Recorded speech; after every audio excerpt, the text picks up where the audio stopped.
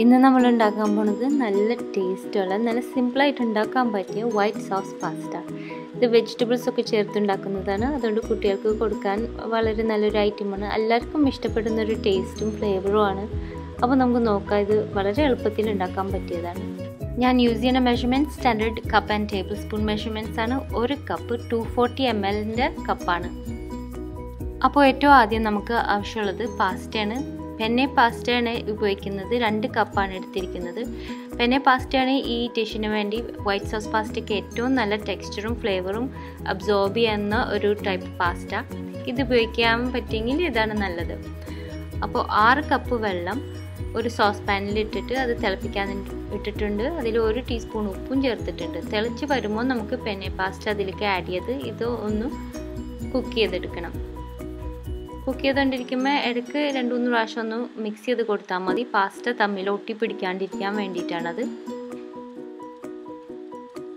അപ്പോൾ ഇത് നമുക്ക് അൽഡെൻറ്റെ ആവണ വരെയും കുക്ക് ചെയ്തെടുക്കണം. അൽഡെൻറ്റെ എന്ന് പറഞ്ഞാൽ ചെറിയൊരു കടി ബാക്കി നിൽക്കണം. ഓവറായിട്ട് കുക്ക് ചെയ്ത് വെന്ത് പോകരുത് പാസ്റ്റ കുക്ക് ചെയ്യുമ്പോൾ എപ്പോഴും ഇത് ശ്രദ്ധിക്കേണ്ട കാര്യമാണ്. അപ്പോൾ നമ്മുടെ പെന്നെ പാസ്റ്റ പാകത്തിന് വെന്തതിന് ശേഷം നമുക്കിത് ഡ്രെയിൻ ചെയ്ത് മാറ്റി വയ്ക്കാം. മാറ്റി വെക്കുന്നതിന് മുമ്പ് കുറച്ച് ഒലിവ് ഓയിൽ ഡ്രിസിൽ ചെയ്തിട്ട് ഒന്ന് മറിച്ചിടണം. അല്ലെങ്കിൽ പാസ്റ്റ തമ്മിൽ ഡ്രൈ ആവും തോറും അത് ഒട്ടിപ്പിടിച്ച് ഇരിക്കും. ഇനി നമുക്ക് വൈറ്റ് സോസ് ഉണ്ടാക്കാൻ നോക്കാം. ഒരു മീഡിയം സൈസ് സോസ് പാൻ എടുത്തിട്ടുണ്ട്. ഇതിലേക്ക് 1.5 ടേബിൾ സ്പൂൺ അൺസാൾട്ടഡ് ബട്ടറാണ് ചേർത്തിരിക്കുന്നത്. അതൊന്ന് മെൽറ്റ് ചെയ്ത് കിട്ടണം. മെൽറ്റ് ചെയ്തതിന് ശേഷം നമുക്ക് ഇതിലേക്ക് 1/8 കപ്പ് മൈദ ആഡ് ചെയ്യുന്നുണ്ട്. 1/8 കപ്പ് എന്ന് പറഞ്ഞാൽ 2 ടേബിൾ സ്പൂൺ. എന്നിട്ട് നന്നായി സ്പീഡിൽ ഇളക്കി കൊടുക്കണം. അപ്പോൾ ഇതൊന്ന് തിക്കൻ ആവും. നമ്മുടെ സോസ് തിക്കൻ ചെയ്യാനുള്ള ഒരു ബേസാണിത്. ഇതപ്പോൾ ഇങ്ങനെ മിക്സ് ചെയ്യുമ്പോൾ നല്ല സ്മൂത്തായിട്ടും വരണം, ഒന്ന് പതഞ്ഞും വരണം. പിന്നെ കളർ ഒട്ടും തന്നെ മാറാൻ പാടില്ല. ഗോൾഡൻ ബ്രൗണോ ഒന്നും ആവാൻ പാടില്ല. ലൈറ്റ് കളറായിട്ട് തന്നെ നിൽക്കണം. അപ്പോൾ ഈ സ്റ്റേജ് എത്തുമ്പോൾ നമുക്കിതിലേക്ക് പാല് ചേർത്ത് കൊടുക്കാം. 2 കപ്പ് പാലാണ് ഒഴിച്ചു കൊടുക്കുന്നത്.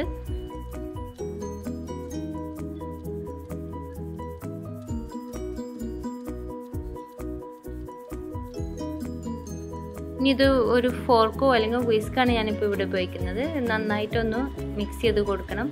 ആ കട്ടകളൊന്നും ഉണ്ടാവരുത്. നമ്മുടെ ആ ബേസ് ഉണ്ടാക്കിയതിൽ നിന്ന് മൈദ ചിലപ്പോൾ കട്ട പിടിക്കാൻ ചാൻസ് ഉണ്ട്. അതുകൊണ്ട് സ്പീഡിൽ ഇങ്ങനെ വിസ്ക് ചെയ്തുകൊണ്ടിരിക്കണം.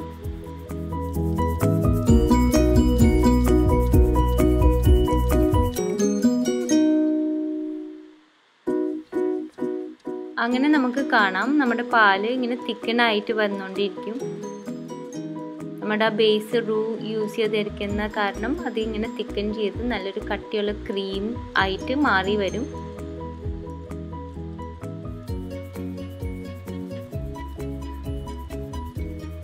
ഒട്ടും തന്നെ കട്ടകളോ തരികളോ ഒന്നും ഉണ്ടാവാൻ പാടില്ല. നല്ല സ്മൂത്തായിരിക്കും, നല്ല ക്രീമി ആയിട്ട് തോന്നും.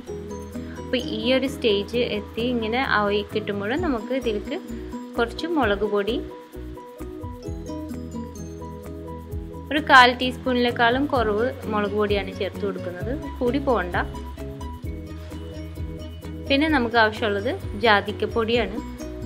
അതും അതുപോലെ തന്നെ 1/4 ടീസ്പൂണിനേക്കാളും കുറവ്. 1/8 ടീസ്പൂൺ മെഷറാണ് ഞാൻ ഉപയോഗിക്കുന്നത്.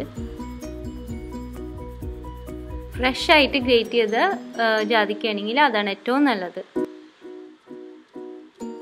അപ്പോൾ ഇതും കൂടി ചേർത്ത് കൊടുത്തിട്ടുണ്ട്. നമ്മൾ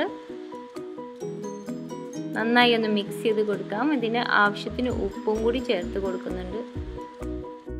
അങ്ങനെ ഒരു 8 മുതൽ 10 മിനിറ്റ് വരെയും ഇത് വിസ്ക് ചെയ്തുകൊണ്ടിരുന്ന് നമ്മൾ അപ്പോൾ ഈ ഒരു കട്ടിയായിട്ടുണ്ട്, നല്ല തിക്കായിട്ടുണ്ട്. നമ്മൾ സ്പൂൺ പൊക്കി നോക്കുമ്പോൾ നമ്മുടെ സ്പൂണിൻ്റെ ബാക്ക് ഇതുപോലെ കോട്ട് ചെയ്ത് കിട്ടണം. ആ ഒരു സ്റ്റേജിൽ എത്തണം. പിന്നെ സോസ് ഉണ്ടാക്കുമ്പോൾ എപ്പോഴും ഇളക്കിക്കൊണ്ടേ ഇരിക്കണം, അടിഭാഗത്തുനിന്നും പിടിക്കാണ്ടിരിക്കാൻ വേണ്ടിയിട്ട്. അപ്പോൾ ഇതിനി മാറ്റി വയ്ക്കാം. നമുക്ക് നമ്മുടെ വെജിറ്റബിൾസ് കുക്ക് ചെയ്യാൻ നോക്കാം. ഒരു നോൺ സ്റ്റിക്ക് പാനിലേക്ക് 2 ടേബിൾ സ്പൂൺ ഓലിവ് ഓയിലാണ് ഞാൻ ഒഴിച്ചിരിക്കുന്നത്. അത് ചൂടാക്കിയെടുക്കാം. ഓലിവ് ഓയിൽ ഇല്ലെങ്കിൽ സൺഫ്ലവർ ഓയിൽ അല്ലെങ്കിൽ കോൺ ഓയിലൊക്കെ യൂസ് ചെയ്യാം. എന്നാലും ഓലിവ് ഓയിലാണ് പ്രിഫർ ചെയ്യുന്നത്. ഇതിലേക്ക് നമുക്ക് 1 അല്ലി വെളുത്തുള്ളി ഒന്ന് ജസ്റ്റ് മിൻസ് ചെയ്തിടാം. ഒരുപാട് ചെറുതാക്കേണ്ട ആവശ്യമില്ല, കാരണം അതൊന്ന് ബ്രൗൺ ആയി കിട്ടണം, അതിൻ്റെ മണം നല്ലോണം സ്പ്രെഡ് ആവും. എന്നിട്ട് നമുക്കത് എടുത്ത് മാറ്റാനുള്ളതാണ്. ഇതിലേക്ക് 2 ടേബിൾ സ്പൂൺ കൊത്തിയരിഞ്ഞ സവാള ആഡ് ചെയ്യാം. അതൊന്ന് വഴണ്ട് വരുമ്പോഴേക്കും നമ്മുടെ ഗാർലിക് ചിലപ്പോൾ ബ്രൗൺ ആയിട്ടുണ്ടാവും, അതെടുത്ത് മാറ്റിയേക്കാം. അതിൻ്റെ ആ ഒരു സെൻറ്റ് കിട്ടിയാൽ മതി. ഇനി ഇതിലേക്ക് 2 ടേബിൾ സ്പൂൺ ക്യാരറ്റും ഇതുപോലെ ഡൈസ് ചെയ്തതാണ്, അതും കൂടി ചേർത്ത് കൊടുക്കുന്നുണ്ട്.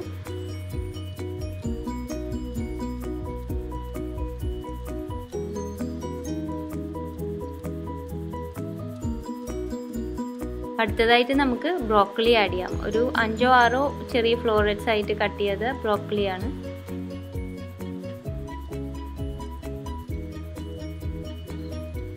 വെജിറ്റബിൾസ് നമ്മൾ വേവ് അനുസരിച്ചിട്ടാണ് ആഡ് ചെയ്തുകൊണ്ടിരിക്കുന്നത്. അപ്പോൾ അടുത്തത് നമുക്ക് 2 ടേബിൾ സ്പൂൺ റെഡ് ക്യാപ്സിക്കം, പിന്നെ 2 ടേബിൾ സ്പൂൺ ഗ്രീൻ ക്യാപ്സിക്കം, ഈ 2 വെറൈറ്റീസും ചേർത്തിട്ടുണ്ട്. അതും ഡൈസ് ചെയ്തതാണ്. പിന്നെ നമുക്ക് 2 ടേബിൾ സ്പൂൺ കോൺ ആഡ് ചെയ്യാം. ഞാൻ ഫ്രോസൺ കോൺ ഡീഫ്രോസ്റ്റ് ചെയ്തതിന് ശേഷം വെള്ളമൊന്നും ഇല്ലാണ്ട് അതാണ് ചേർത്തിട്ടേക്കുന്നത്. ഇതൊരു നല്ലൊരു കോമ്പിനേഷനാണ് ഈ വെജിറ്റബിൾസ് എല്ലാം കൂടി ആകുമ്പോൾ. അപ്പോൾ വെജിറ്റബിൾസ് ഒന്ന് സോഫ്റ്റ് ആയാൽ മതി, ഒരുപാട് വല്ലാണ്ട് ഓവർ കുക്ക് ആവണ്ട. അതിലേക്ക് നമ്മൾ പ്രിപ്പയർ ചെയ്ത് വെച്ച സോസ് ഇനി ഒഴിച്ചു കൊടുക്കാം.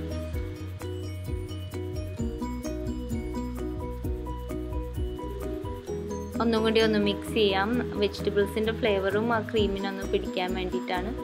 ഇനി ഒന്നും കൂടി സ്പൈസ് ഇഷ്ടമുള്ളവർക്ക് ഒരു 1/4 ടീസ്പൂണിനേക്കാളും കുറവ് ചില്ലി ഫ്ലേക്സ് ആഡ് ചെയ്ത് കൊടുക്കാം. ഈ ചില്ലി ഫ്ലേക്സ് കൂടി പോകണ്ട, കാരണം അതിനൊരു പൊള്ളലുണ്ടാവും വൈറ്റ് സോസ് പാസ്റ്റയിൽ ഇടുമ്പോൾ. പിന്നെ വളരെ കുറച്ച് മതി, പക്ഷേ ഇത് ഇമ്പോർട്ടൻ്റ് ആണ്. ഒരു 1/4 ടീസ്പൂണിനേക്കാളും കുറവ് ഇറ്റാലിയൻ സീസണിങ്. ഇത് ഡ്രൈഡ് ഹെർബ്സ് ആണ്.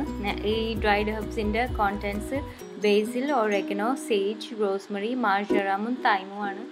ഇത് വളരെ കുറച്ച് മതിയെങ്കിലും അത് ഒഴിവാക്കാതെ നോക്കണം. അപ്പോൾ നമ്മുടെ വൈറ്റ് സോസ് വിത്ത് വെജിറ്റബിൾസ് റെഡി ആയിട്ടുണ്ട്. ഇനി നമുക്ക് നമ്മൾ നേരത്തെ കുക്ക് ചെയ്ത് വെച്ച പെന്നെ പാസ്ത ആഡ് ചെയ്ത് കൊടുക്കാം.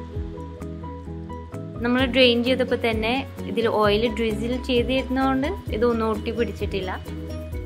ഇത് ഇനി നന്നായിട്ട് മിക്സ് ചെയ്ത് കൊടുക്കാം. ആ സോസിൽ നന്നായിട്ട് കോട്ട് ചെയ്ത് കിട്ടണം.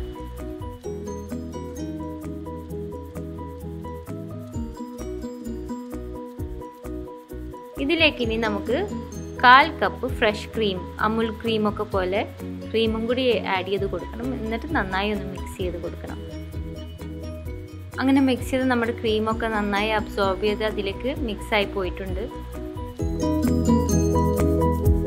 പിന്നെ ഇനി ഏറ്റവും അവസാനം കുറച്ചൊരു ഫ്രഷ് കളറും കുറച്ചൊരു ബൈറ്റിന് വേണ്ടി നമ്മൾ ഇത്തിരി എക്സ്ട്രാ കോണും ഗ്രീൻ ക്യാപ്സിക്കം ഡൈസ് ചെയ്തതും കൂടി ഒടുവിൽ ചേർത്ത് കൊടുക്കുന്നുണ്ട്. ആ കുക്ക് ചെയ്തത് കൂടാണ്ട് ഇതും കൂടി ഒരു നല്ലൊരു ടെക്സ്ചറിന് വേണ്ടിയിട്ടാണത്. ഇനി നമുക്കൊരു 1/4 കപ്പ് വരെയും ഗ്രേറ്റഡ് ചീസ് ആഡ് ചെയ്ത് കൊടുക്കാം. മൈൽഡ് ചെഡർ ചീസ് അല്ലെങ്കിൽ മോസറല്ല ചീസ് ഗ്രേറ്റ് ചെയ്തത് ആഡ് ചെയ്ത് കൊടുത്താൽ മതി. 1/4 കപ്പിൽ കൂടുതൽ വേണ്ട.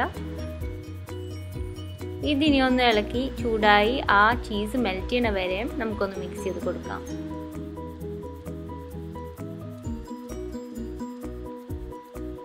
അപ്പം ചീസും നന്നായിട്ടൊന്ന് മിക്സായി പോയിട്ടുണ്ട്. അതിൽ ഇപ്പം നല്ല രസമുണ്ട് ഇത് കഴിക്കാൻ.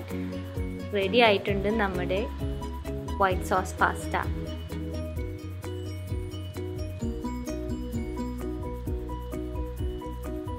അപ്പം നിങ്ങളിതൊന്നും ഉണ്ടാക്കി നോക്കൂ, വളരെ എളുപ്പത്തിൽ ഉണ്ടാക്കാൻ പറ്റിയതാണ്.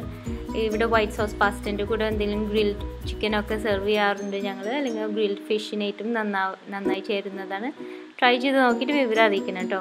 അപ്പോൾ അടുത്ത പ്രാവശ്യം ഒരു നല്ല റെസിപ്പി ആയിട്ട് വരുന്നത് വരെ thanks for watching and bye from Shana.